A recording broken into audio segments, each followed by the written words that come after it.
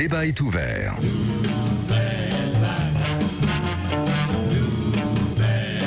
Le couvre-feu s'étend petit à petit et certaines zones sont reconfinées en Europe comme l'Irlande ou le Pays de Galles et les infos ne sont pas particulièrement rassurantes. Martin Hirsch, le patron de la PHP, a évoqué une deuxième vague en forme de lame de fond et une situation redoutable, je cite, tandis que Jean Castex, le Premier ministre, a affirmé que la deuxième vague de Covid est là et que le nombre de morts va continuer à augmenter. Couvre-feu étendu, aurait-on pu empêcher la seconde vague? On en débat avec le docteur Jérôme Marty, président de l'UFML et auteur du livre, je vous le montre pour le Facebook Live, le scandale des soignants contaminés, publié chez Flammarion. Jérôme Marty, bonjour. Bonjour. Bienvenue sur Sud Radio. Bonsoir. Le président de la République est en train de s'exprimer depuis l'hôpital de Pontoise. Il a fait un point sur l'épidémie. On l'écoute, ça dure une trentaine de secondes. Nous aurons en milieu de semaine prochaine une vision plus claire de l'impact des mesures que nous avons prises, en particulier les mesures les plus structurantes justement. Donc il faut encore attendre et nous aurons des décisions à prendre dans les prochaines semaines pour ajuster les choses. D'ores et déjà, j'avais annoncé que notre souhait est, au moins pour 6 semaines, d'avoir ces mesures de couvre-feu. Jérôme Marty, votre commentaire sur ce que vient de dire le président de la République depuis l'hôpital de Pontoise dans le Val d'Oise. Il a raison en partie, c'est-à-dire qu'on aura effectivement une vision de ce qui va se passer, mais plus que dans une semaine, en fait, dans 2 ou 3 semaines, on retirera les fruits du couvre-feu dans 2 ou 3 semaines. Maintenant, est-ce que ce couvre-feu sera suffisant? Est-ce que le fait de dire que, en quelque sorte, en bloquant le virus entre 21h et 6h du matin, c'est suffisant? On sait que le virus travaille H24. On sait qu'il circule dans nos entreprises, qu'il circule sur les lieux de travail, qu'il circule dans les écoles, dans les facultés, les universités, le secteur sanitaire. Donc si on ne donne pas, si on ne met pas en place des mesures à côté du couvre-feu, il est probable qu'on se dirige vers un échec et à ce moment-là qu'on se dirige donc vers un confinement soit général, soit territorial. Donc pour vous, Jérôme Marty, il y a bien une seconde vague? Ah mais ça c'est évident, vous savez que nous on l'annonce depuis le mois de juillet. Je fais partie des médecins qui ont lancé des alertes fin juin, début juillet, puis tout le mois d'août, puis début septembre. On s'est heurté à de nombreuses personnes qu'on a appelées les rassuristes, mais on s'est heurté aussi à une classe politique qui, il faut le remarquer, n'y croyait pas. Alors, il faut par contre sortir de ça Olivier Véran, qui lui, il faut le reconnaître, depuis juillet dit ça repart, c'est en train de repartir, il faut respecter les mesures barrières, mais force est de constater qu'on n'a pas mis assez de mesures pour empêcher la diffusion de ce virus. Et aujourd'hui, on court derrière et c'est trop tard. Alors, Jérôme Marty, on va écouter un son, le professeur Toussaint, le 10 octobre dernier. On ne voit pas une élévation en termes de mortalité aussi brutale que celle du tsunami de mars 2020. Alors justement, nous on est des béotiens, vous êtes médecin, Jérôme Marty, lui il est professeur en médecine. Comment voulez-vous que les citoyens lambda qui n'ont pas fait d'études de médecine comprennent quand des médecins disent blanc et d'autres disent noir? Écoutez, moi je ne peux pas vous expliquer les positions du professeur Toussaint, pas plus que celles de Toubiana, pas plus que celles de Didier Raoult, pas plus que celles de Christian Perron. Ce que je sais, c'est que nous sommes face à une montée inexorable, que cette montée inexorable est freinée parce que les gens portent des masques, ce qu'ils ne faisaient pas en mars et en avril. Le virus n'a pas changé, les gens ont changé. Et c'est parce que les gens ont changé, le comportement des gens a changé, qu'on a pu écraser cette courbe. Pour autant, si vous voulez qu'on compare rapidement, en mars et en avril, on avait un doublement qui était tous les 3 jours. Si on remarque, le 11, on ferme les écoles. Le 14, on ferme les établissements recevant du public. Le 17, confinement général. Tous les 3 jours, un nouveau cycle. Là, on ferme les bars il y a environ 15 jours, 3 semaines. On lance le couvre-feu maintenant. On aura les résultats du couvre-feu dans 15 jours. Il est possible que dans 15 jours, on aille vers le confinement. Et c'est le même cycle qu'à l'époque, sauf que, on le voit, le doublement est plus lent. Véronique Langlais. Ouais, moi j'ai une question. Quand on a un gouvernement qui nous dit on va passer un couvre-feu le soir et que dans le même temps on a les vacances scolaires et que les zones écarlates partent en vacances sur l'ensemble du territoire national, est-ce que ça n'est pas une faute stratégique ? Alors, on a un précédent par rapport à ça. Vous savez, quand on a fait le confinement au mois de mars, le 17 mars, donc, on a 20% de la population parisienne qui est partie de Paris. Et on s'est dit, ça va disséminer l'affection en Bretagne, en Normandie, etc. Et on n'a rien vu.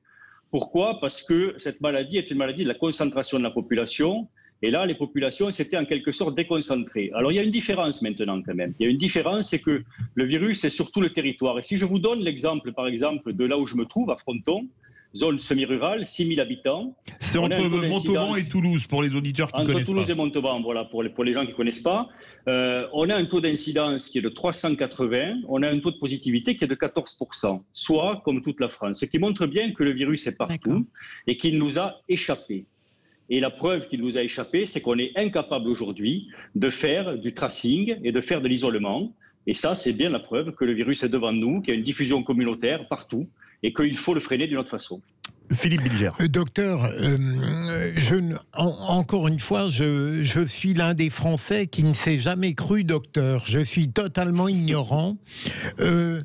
Au fond, est-ce qu'on aurait pu imaginer un système pour la Covid-19 qui aurait été éradiqué véritablement au bout de quelque temps sans qu'il y ait forcément une seconde vague? Est-ce que quelque chose sanitairement aurait pu être mis en œuvre qui aurait permis cela? Mais Philippe Bilger, est-ce que des pays sont sortis de cette affection? Non. Clairement, oui. Si, clairement, oui. Vous avez des pays asiatiques qui l'ont éteinte. Ah oui. Et donc, si vous voulez, c'est pas inéluctable. Il y a des possibilités de la stopper. Là où on pêche parce que nous avons une doctrine, et le gouvernement en parle, le Premier ministre, autant que le Président de la République, autant que le ministre de la Santé le disent. Nous avons une doctrine qui est basée sur la graduation. C'est-à-dire que chaque fois que le virus nous donne à voir une nouvelle étape de sa dissémination, le gouvernement fait une nouvelle étape dans ses procédures de protection. Ouais. Ça veut dire on court après le virus. Et quand on court après le virus, on a déjà perdu. Si on veut gagner face à ce virus, il faut être proactif, c'est-à-dire il faut aller le chercher là où il est. Pour cela, il faut définir les zones où il y a une propension à la contamination et il faut aller tester tout à fait régulièrement dans ces zones. Et dès qu'on a la moindre personne positive, on l'écarte et on couvre la zone. C'est-à-dire que tous les gens, si c'est une entreprise qui travaille dans cette entreprise, on les isole 7 jours, c'est pas la peine de les tester, et on les fait revenir au bout de 7 jours. Et là, on éteint cloche par cloche. On double cela avec du test rapide chez les médecins, chez les pharmaciens, chez les infirmières, et on triple cela avec de l'autotest pour les gens qui, chaque fois qu'ils vont dans des lieux qu'on va appeler instables, c'est-à-dire le théâtre, les matchs de foot, les matchs de rugby, les mariages, etc., ils vont s'autotester, et si quelqu'un est positif, évidemment, il s'écarte. En faisant ces 3 choses, en étant proactif, on éteint l'épidémie et on peut gagner. Abdoulaye Kanté. Jérôme, bonjour. Bonjour. Oui, donc moi je voulais revenir sur l'application Stop Covid. J'ai vu que le gouvernement justement est revenu sur l'application et qu'elle a été mise en marche là ce matin avec quelques difficultés. Personnellement, je l'ai téléchargé. Donc maintenant, moi, la question que je voulais savoir, c'est que est-ce que par rapport à cette efficacité, comme vous expliquez, par rapport à justement les réactions proactives, justement pour qu'on puisse essayer de stopper le virus, enfin essayer de réduire le mode de contamination, est-ce que le Stop Covid pourra y contribuer fortement à cela? Est-ce que cela va permettre justement aux personnes de se sensibiliser, de se responsabiliser par rapport à la contamination, tout comme aussi à des autotests d'ailleurs, que savoir comment ça va se présenter cela en fait? Alors très honnêtement, sur Stop Covid, je pense que nous sommes à une étape qui est cruciale, qui est celle du téléchargement, mais on n'est pas à l'étape de son fonctionnement. Pourquoi? Parce qu'il y a trop de virus. L'appareil va clignoter, il va détecter très souvent des gens, mais la question c'est est-ce qu'on a les équipes pour traiter les informations? Est-ce qu'on a les équipes pour remonter les filières de tous les gens qui vont être signalés? Clairement, non. Ce qu'il faut, c'est freiner, diminuer la propagation, diminuer le nombre de cas, et quand on aura diminué le nombre de cas à environ 5 000, là où on est à 42 000 hier soir, à ce moment-là, on pourra avoir une application qui fonctionne réellement, qui permet de freiner, voire d'arrêter la diffusion. Mais, pour vous donner un exemple, dans les pays asiatiques, quand vous avez un cas positif, vous avez 20 personnes qui enquêtent sur cette personne.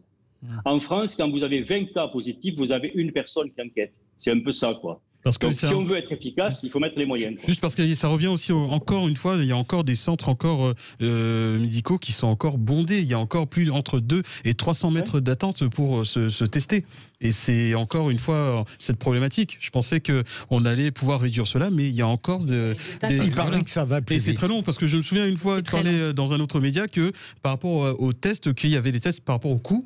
Il y avait des tests qui coûtaient, je pense, une centaine d'euros et d'autres qui coûtaient entre 4 euros, 84 euros, quelque chose comme ça, si je ne me trompe pas. Oui, non, bien ça, mais Jérôme? si tu veux, il y a des tests qui actuellement sont les tests RT-PCR avec l'écouvillonnage dans le nasal, qui est un petit peu traumatique, qui fait pas mal, mais qui est désagréable. On a bousillé notre politique de test parce qu'on a dit aux gens, allez vous tester sans ordonnance, allez-y tous. Le gouvernement a oublié que depuis 10-15 ans, on a perdu quantité de laboratoires de proximité parce qu'on a obligé les laboratoires à se restructurer et donc à se rapprocher les uns des autres. Donc tous les petits laboratoires de ville ont disparu, une grande partie, et donc on avait moins de sites de prélèvement. Et on s'est retrouvé avec cette embolisation qui fait que notre politique de test n'a plus voulu rien dire puisqu'il fallait 10 jours pour obtenir un résultat. On sait tirer une balle dans le pied, le virus s'est frotté les mains, il en a profité pour diffuser. Ça réagit au 0826 300 300 direction Gonesse. Bonsoir Pascal. Bonsoir les vrais voix, bonsoir à tous. Est-ce que on aurait pu empêcher cette deuxième vague? Non, moi je pense qu'on n'aurait pas pu l'empêcher parce qu'en fait, après les mesures prises après le déconfinement n'ont pas du tout été cohérentes. Je trouve que c'est le gouvernement de la contradiction. En fait, ils sont jamais d'accord. En fait, ce que je suis étonné, c'est le double discours entre l'exécutif et les épidémiologistes. À chaque fois, ils ont eu des discours contradictoires les uns. C'est ça. C'est ce qui s'appelle les injonctions paradoxales. Ouais. Voilà, c'est ça. Et après, ce que je veux dire, c'est que regardez les autres pays, regardez l'Italie aujourd'hui. Est-ce que l'Italie, il y a beaucoup de cas? Est-ce que ça reconfine en Italie? C'est reparti en Italie. En Lombardie, oui. Mais beaucoup moins en Lombardie, comme il y a 8 mois. Moins. Pourtant, c'est un des pays qui a le plus vraiment, été touché quand même, l'Italie. Oui. Et donc, moi, ce qui m'étonne, c'est pourquoi. Et là, je pose la question à Jérôme Marty, parce que Jérôme Marty, je trouve que j'adore ses analyses. Je l'écoute avec attention tout le temps, et je trouve qu'il est extrêmement cohérent, lui, par rapport à d'autres. Eh bien, écoutez, Voilà, Jérôme donc, Marty va vous répondre. Voilà. Alors, ce qui est certain, c'est que sur l'Italie, ce qu'on peut remarquer, c'est qu'en quelque sorte, le proverbe « chat échaudé craint l'eau froide » fonctionne à plein tube. Les Italiens ont souffert énormément. Et donc aujourd'hui, ils respectent beaucoup plus les mesures barrières que tout ce que l'on peut faire nous, même si la majorité des Français les respectent. On doit reconnaître qu'en Italie, ils sont beaucoup plus précis. Et puis ensuite, vous avez raison, l'Italie a su agir tout de suite après, en quelque sorte, son confinement. Elle a mis en place des mesures dès l'instant où elle a vu que l'épidémie repartait. Nous, encore une fois, on a alerté pendant 3 mois et quasi rien n'a été fait. On est resté au milieu du gué pour les écoles. Et je vous rappelle qu'on est un des rares pays d'Europe à ne pas faire porter de masque aux enfants entre 6 ans et 11 ans. Et on doit reconnaître, nous, médecins, qu'on a quantité de patients, enfants, qui sont probablement porteurs parce que leurs parents sont cas positifs. Donc, c'est plus anodin. Et puis, si on regarde les chiffres, les derniers chiffres montrent que depuis 1 mois, on a eu un passage dans les hospitalisations de mémoire, 35 cas pour les enfants de 6 à 11 ans à 79 cas, et puis de 40 cas à 50 cas environ pour les plus de 11 ans. Donc, on voit bien qu'on a une progression qui est plus importante dans la classe d'âge qui ne porte pas de masque. On est resté au milieu du gué. Dans les entreprises, on est resté au milieu du gué. On n'a rien fait pour les pauses, on n'a rien fait pour les selfs, etc., etc. Tout ça fait qu'on a des trous dans la raquette. Et bien justement, on va continuer à en parler. Vous êtes bien sûr Sud Radio, 18h42. Notre grand débat, couvre-feu étendu, aurait-on pu empêcher la seconde vague? Vous êtes 62% à dire oui, ça réagit énormément au 0826 300 300. On y retourne dans quelques instants. Les vraies voix Sud Radio, 17h-19h, Philippe David. Retour des vraies voix sur Sud Radio en compagnie de Philippe Bilger, Véronique Laurier. On arrête de bavarder, vous n'êtes pas discipliné à compter. Je vais demander à la police de vous verbaliser, moi. 135 €. On est en compagnie du docteur Jérôme Marty. Je montre son livre, le livre Le scandale des soignants contaminés, publié chez Flammarion. Le sous-titre est Dans les coulisses d'une sale guerre. Jérôme Marty, ça doit être votre accent toulousain qui fait beaucoup réagir au 0826 300 300 parce qu'on était à Gonesse, direction l'Aude. Bonsoir Valentin. Bonsoir Philippe David et bonsoir aux 3 invités. Bonsoir. Vous voulez réagir, on vous écoute, bonsoir. Jérôme Marty en particulier. Oui, je voulais en fait réagir effectivement. Alors moi je pense pertinemment, bien évidemment, plutôt on pouvait éviter cette deuxième vague pour la simple et bonne raison que si vous voulez déjà le confinement, il faut le rappeler. Alors ça va peut-être étonner, mais c'est pas le but. Mais un confinement c'est un échec parce que forcément ça veut dire que vous n'avez pas réussi à endiguer l'épidémie. Alors certes ça peut être compliqué et je vais pas juger le gouvernement même si je ne porte pas beaucoup d'estime pour celui-ci. Mais quoi qu'il en soit, gérer une crise c'est toujours compliqué. Mais quand vous êtes quand vous avez un confinement, c'est un échec. C'est parce que vous n'avez pas su anticiper la crise. D'ailleurs, je voulais revenir sur un point. Je m'étais un peu trompé la dernière fois. Rapidement. Et, aux auditeurs aussi de corriger leurs erreurs. J'avais dit qu'il fallait reconfiner les personnes qui étaient à plus de 55 ans, mais je pense que j'aurais dû plutôt dire les personnes de plus de 65 ans, voire 70, parce que forcément, quand on a 55 ans, on travaille également. Donc pour vous, Valentin, il faudrait refaire un confinement, mais des plus de 70 ans. Ah oui, mais complètement. Oui, il ne faut pas reconfiner tout le monde. Parce que sinon, on va arriver tout droit dans une crise économique qui sera sans précédent. Ah oui, ça c'est clair. On y est déjà. Qui s'intensifie au fur et à mesure des mois et des semaines qui passent. Valentin, on va faire réagir Jérôme Marty, mais ça réagit beaucoup. On est toujours dans le sud-ouest, mais là en Nouvelle-Aquitaine. Bonsoir Bertrand de Dordogne. Bertrand ? Oui, on vous écoute. Pour une question rapide au docteur Marty. Oui, je me suis branché sur Sud Radio en sortant du travail. J'ai entendu cet accent chantant et méditerranéen du docteur Marty. Je me suis dit, j'ai pas pu résister. Quelle question voulez-vous lui poser ? Deux petites remarques. Je suis d'accord avec ce qu'il a dit sur la gestion de la crise. Globalement, c'est catastrophique. Le confinement est un échec. Il n'y a pas de souci. Maintenant, il faut que les gens sachent une chose. En France, chaque année, il y a 18 000 personnes qui meurent des effets secondaires des médicaments. 18 000. Je me suis fait virer de la page Facebook de M. Marty parce que alors qu'on avait un débat bienséant et dans la bonne humeur, mais il n'a peut-être pas aimé cet argument, mais c'est comme ça. Donc je renvoie des articles du Monde notamment. Donc il y a 18 000 personnes qui meurent des médicaments en France chaque année. Alors on va faire réagir justement Jérôme Marty parce qu'on n'a plus du temps, on n'a que 2 minutes à peine. Alors qu'est-ce que vous pensez, du confinement des plus de 70 ans, comme l'a dit Valentin ? Actuellement, dans les réanimations et en hospitalisation, on a quasi la moitié des gens qui ont moins de 65 ans. Il ne faut pas oublier que les personnes à risque, c'est les personnes âgées, certes, mais c'est les personnes en surpoids, c'est les diabétiques, les insuffisants cardiaques, insuffisants rénaux, insuffisants respiratoires, patients sous immunosuppresseurs, etc., etc. Ça représente 40% de la population. Donc, si on confine 40% de la population, la société, de toute façon, ne peut pas fonctionner. Donc, on comprend bien que cette affection doit se soigner par des mesures qui sont proactives et qui permettent de la bloquer et d'en sortir, comme l'ont fait tous les pays qui en sont sortis. Sinon, le virus va nous accompagner longtemps et on ne peut pas se permettre de déstabiliser le pays longtemps en ayant deux France en quelque sorte, une France qui serait cloisonnée et une France qui travaillerait, mais qui travaillerait à flux extrêmement tendu puisqu'il manquerait beaucoup de mains de travail. Absolument. Et deuxième question, alors je ne connais pas les chiffres, donc je vous pose la question, je ne me prononce pas. C'est vrai, 18 000 personnes qui meurent à cause des médicaments chaque année en France ? C'est des effets secondaires et des effets iatrogènes. Ça, c'est indubitable qu'il y a des accidents médicamenteux. Maintenant, vous dire que ces décès sont directs, c'est autre chose. Ce qu'il faut regarder, c'est l'ensemble. Les études disent que oui, M. Marty. Et vous savez, les prescriptions des médecins libéraux en France, les consultations chez les médecins libéraux donnent lieu à 80% des prescriptions médicamenteuses, alors qu'en Allemagne, c'est seulement 20%. En France, on surmédicamente les gens. Parce que derrière, il y a des laboratoires et des pressions. Est-ce qu'on surmédicamente les gens ? Et j'ai une question courte à vous poser, mon cher Jérôme Marty. Je ne sais pas du tout. Je ne pense pas que l'Allemagne ait un meilleur taux de morbidité ou de mortalité que la France. Je ne pense pas. Je crois que ce qu'il faut regarder, c'est l'ensemble et la globalité, le traitement global. Et je ne pense pas non plus, contrairement à ce que pourrait affirmer notre interlocuteur, que les généralistes en France soient soumis à une pression des laboratoires. Ça, c'était valable il y a 25 ans ou 30 ans. Ça a beaucoup changé, le monde. Jérôme Marty, une dernière question de votre serviteur. Il y a eu 2 excès de vaccins qui ont été arrêtés parce que dans un cas, il y a eu un mort au Brésil. Dans l'autre cas, il y avait des effets secondaires au Royaume-Uni. Est-ce que l'espoir d'un vaccin en 2021, c'est pas moi qui l'avais dit, c'était Donald Trump, mais il n'est pas médecin, s'éloigne?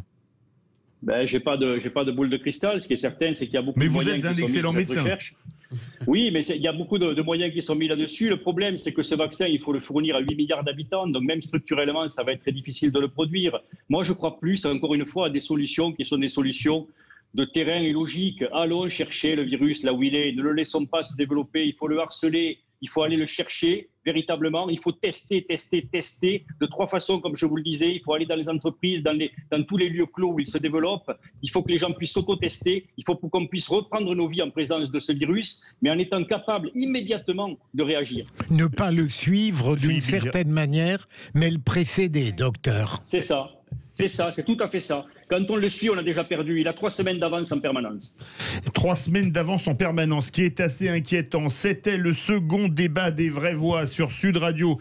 Couvre-feu étendu, aurait-on pu empêcher la seconde vague? C'était à 62, c'est passé à 63, c'est redescendu à 62, c'est repassé à 63. Et vous êtes 63% à dire couvre-feu étendu, aurait-on pu empêcher la seconde vague? Énormément de réactions, on n'a pas le temps de toutes les lire, bien évidemment. Merci beaucoup, Jérôme Marty. Je rappelle que vous êtes l'auteur du livre Le scandale des soignants contaminés dans les coulisses d'une sale guerre, et je le montre pour la caméra.